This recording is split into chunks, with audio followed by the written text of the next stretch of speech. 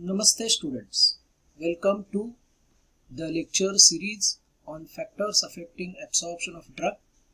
In this series, we have completed by this time two factors, physicochemical factors like solubility of a drug and particle size.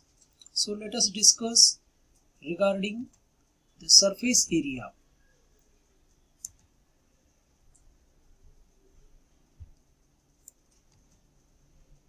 Particle surface area. I am Dr. Atul Phatak from Department of Pharmaceutics. Particle surface area, it is a property which is related to the particle size. Therefore, particle size and surface area of the solid drug, it is inversely proportional to each other. Smaller the drug particle, greater the surface area.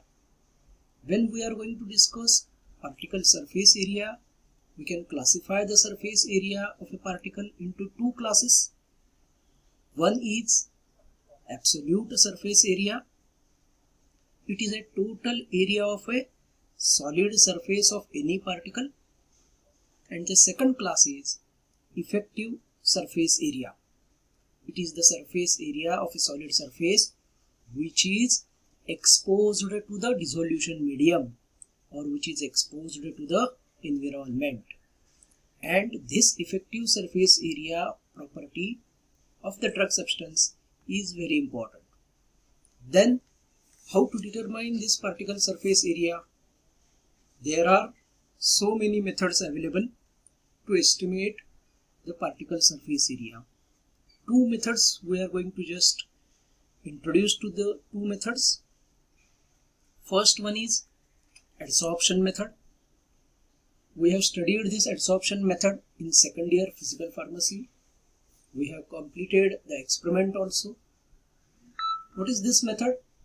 In this method, the amount of gas is adsorbed onto the powder to form a monolayer, and the amount is measured, and then this amount of the gas required to form a monolayer is used to calculate surface area of the powder. In the experiment which we have completed in the second year, there we have used a liquid and solid. Instead of gas, we have used a liquid and we have used the adsorption isotherm. Now coming to the next method, second method. This is called as air permeability method. In this method, the rate at which the air permeates through a bed of powder is used to calculate surface area of the powdered sample. So these two are the basic methods which can be used to estimate surface area, and the measurement is called as a specific surface area, what they measure. Now coming to the significance of measurement of particle surface area, why it is important. To study the use of this surface area in the dissolution properties of a drug, how it is playing a role in the dissolution of a drug. So for that purpose, we have to take the help of Noyes-Whitney's equation. It is a modified Noyes-Whitney's equation which is given for the estimation of dissolution rate. So here in the equation, dC by dt, this is the dissolution rate of change in the concentration of the drug with respect to time. So dissolution rate is equal to D into A into Kw by O into the concentration gradient, that is the difference between Cs and Cb, divided by V into H. What is D here? The dissolution rate is the proportional to all these parameters. So this is a proportionality constant, that is a diffusion coefficient of a drug. A is the surface area of dissolving solid, our parameter. So what it shows is dissolution rate is directly proportional to the surface area of a dissolving solid. Kw by O is the oil water partition coefficient of a drug. V is the volume of the medium which we are using for the dissolution. H is the thickness of the stagnant layer, and the concentration gradient, that is Cs is the concentration at the surface and Cb is the concentration in the bulk.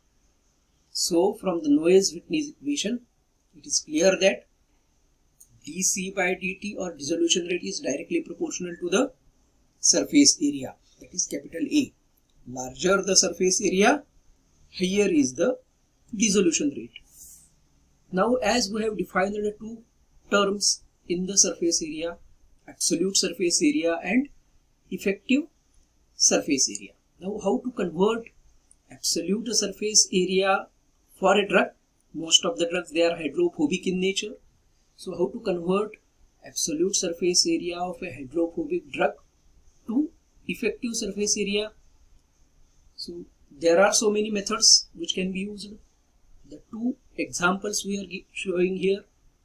First is we can use the surfactant as a wetting agent that will decrease the interfacial tension and displaces the absorbed air with the solvent and helps in the increasing effective surface area, or it will improve the wetting properties of the substance.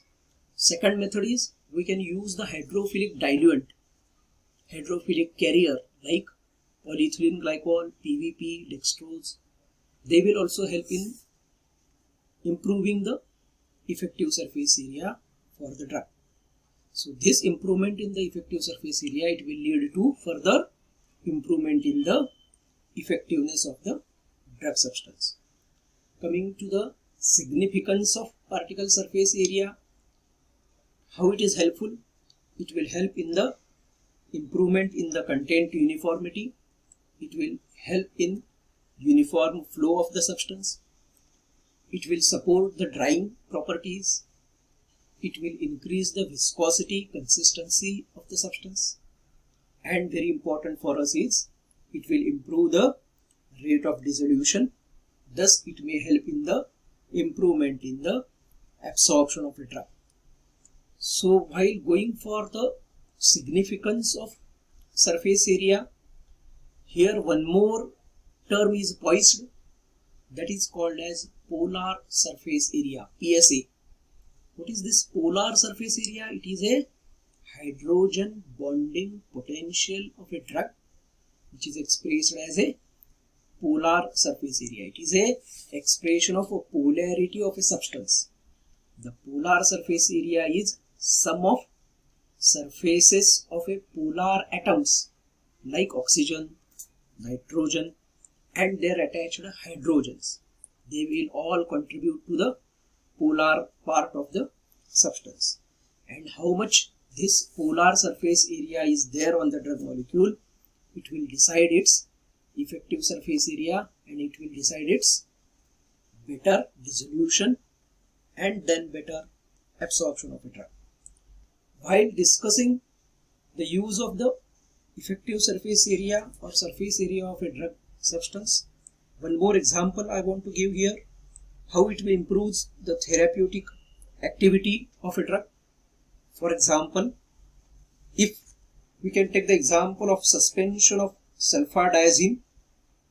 So, for the preparation of suspension of sulfadiazine, two sulfadiazine materials are used. One material which is having surface area of 1 or particle size or surface area of a 1 unit. The another one is a coarse material which is having the surface area less than 1, that is 1:7. Then what will happen to the therapeutic activity for the suspension prepared by these two materials? If you see the Cmax, that is the maximum plasma concentration for the suspension with surface area 1, 40% higher Cmax you will get, was observed, and for the coarse one it is the normal Cmax.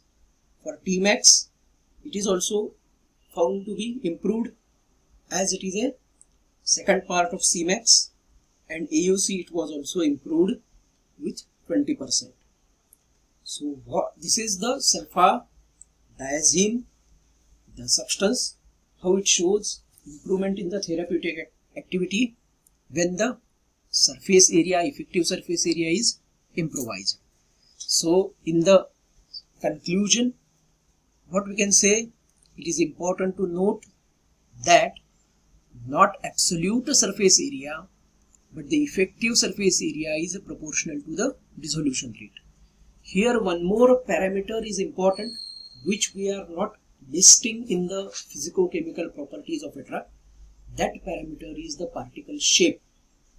In the shape of particle, always it is not possible to have a spherical or round surface area. Most of the times the particles show irregular surfaces, granular surfaces, and therefore there is a chance that the absolute surface area and effective surface area is different. So when we are going for the micronization, size reduction, due to the over micronization, what will happen? It may change the properties of the substance. The substance weighting properties are getting hampered. Maybe some charge it is going to get on the particle surface. That is again a problem for the physical properties, solubility properties of the drug. So all this can be improvised by using the methods which we have discussed. That is use of surfactants, use of weighting agents, use of hydrophilic carriers. So what is the conclusion? Surface area, it impacts all the aspects of a product manufacturing, its use, its performance, and its behavior. One more example we'll discuss for the surface area, how it is important, how when we improve in the surface area, what will happen to the change in the properties of the drug molecule. Another example, consider a massive solid cube of 1 centimeter in size. The total surface area for this cube is 6 centimeters square.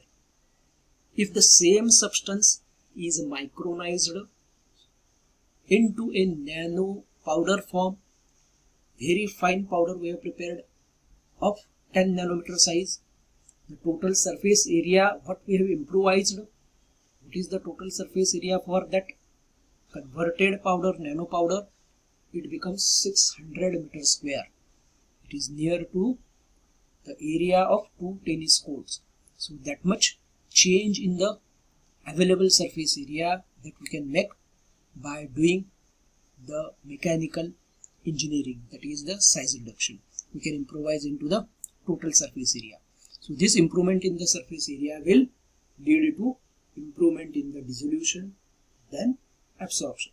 In the summary, a small particle size, greater is the effective surface area.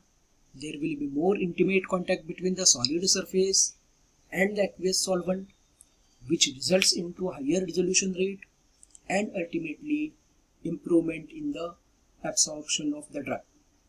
So in this way we have discussed now third physicochemical property, particle surface area. Thank you students. Keep learning. Happy learning.